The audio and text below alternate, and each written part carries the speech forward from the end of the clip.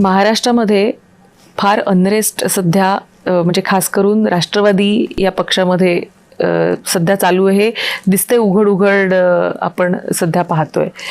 हे करत असताना मला एक गोष्ट प्रकर्षाने तुम्हाला विचारायची वाटते की आज तुम्ही इतकी वर्ष राजकारणामध्ये आहात, तुमच्यावर देखील अनेकदा टीका झाली.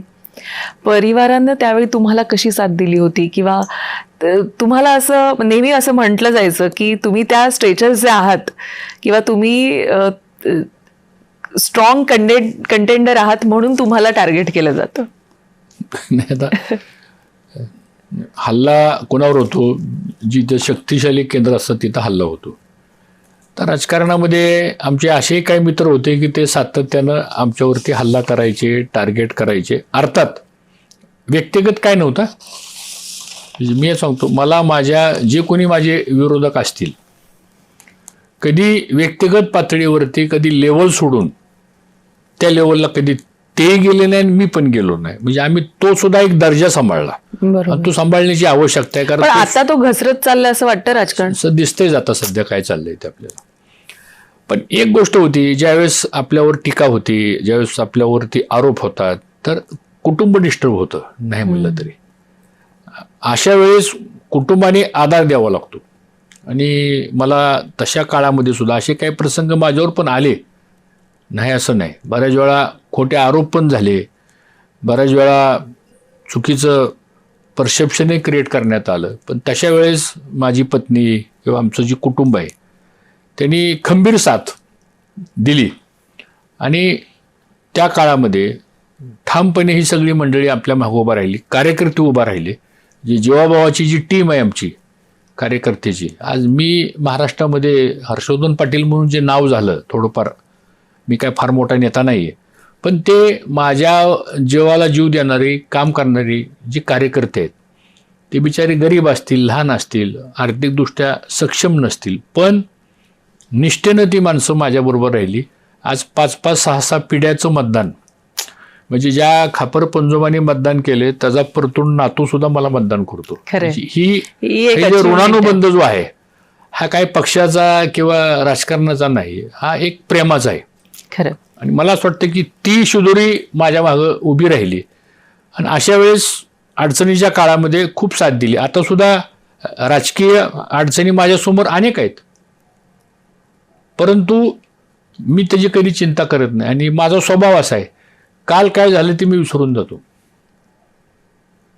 मी इतिहासाचा खूप अभ्यास केलेला माणूस आहे.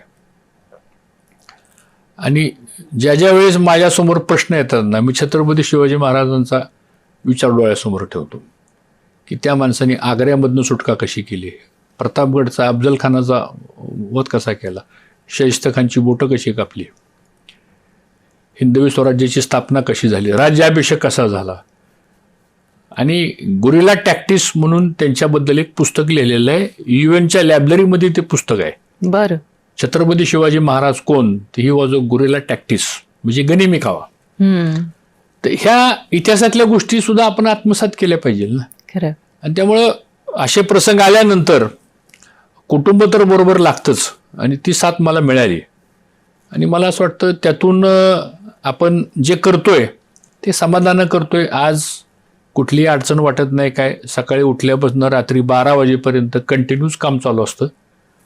लोक येत राहतात, आपण भेटत राहतो, फिरत राहतो, कामं होत राहतात. आणि जे काही आपण मिळवले मागच्या काळामध्ये, म्हणजे एक राजकीय ज्याला ओलावा म्हणतो आपण, चांगलं वागलं तर समाजामध्ये चांगलंच घडतं. खरं. हे माझा अनुभव सांगतो. हा, आपण वाईट आणि चुकीचं वागलो तर तेवढ्यापुरतं आपल्याला यश मिळतं, पण लॉंग टर्ममध्ये ते टिकत नाही. त्यामुळे मला तो अनुभव आहे. आता आज माझा मंत्रिमंडळात एवढे सगळे आमचे जुने सहकारी आहेत, पक्ष कुठले असू दे. एखादं काम जर मी घेऊन गेलो तर मला असा कधीच अनुभव आला नाही की माझं काम झालं नाही म्हणून. माझं म्हणजे माझं वैयक्तिक काहीच काम नसतं, लोकांचीच कामं असतात. कारण आम्ही त्या पदावर असताना आम्ही त्यांना मदत केली, ज्यांना मदत केली आज ती पदावर आहेत सांगतो. खरं. त्यामुळे ते. पण तुम्हाला असं वाटतं का की भाजप सोडण्याचा निर्णय थोडासा थांबून घ्यायला हवा होता असं वाटतं? आता तो विषय माझी आणि मुख्यमंत्र्यांची याच्यावर प्रदीर्घ चर्चा झाली होती.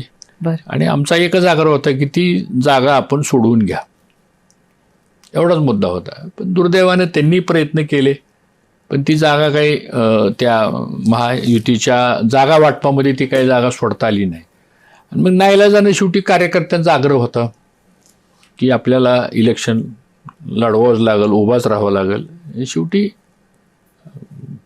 पॉलिटिक्समध्ये जनता श्रेष्ठ असते म्हणून तो निर्णय घेतला. पण तो निर्णय घेत असताना काय कोणाबद्दलची कटुता किंवा कोणाबद्दलची काही टीका, आणि मी त्यावेळेस फडणवीस साहेबांशी बोलून चर्चा करूनच हा निर्णय घेतला होता. अर्थात ते मला थांबा म्हणले होते, बर, हे पण सांगतो तुम्हाला.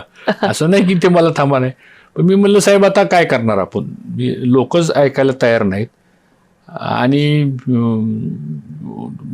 मी तुमच्या पक्षात आहे आणि ती जागा आपल्या पक्षाला काही सुटत नाही, तर मग मी काय करू आता. असं ती सगळं डिस्कशन होऊन गेलं. ठीक आहे, आता झाल्या गोष्टी झाल्या ते, आता त्याला काय.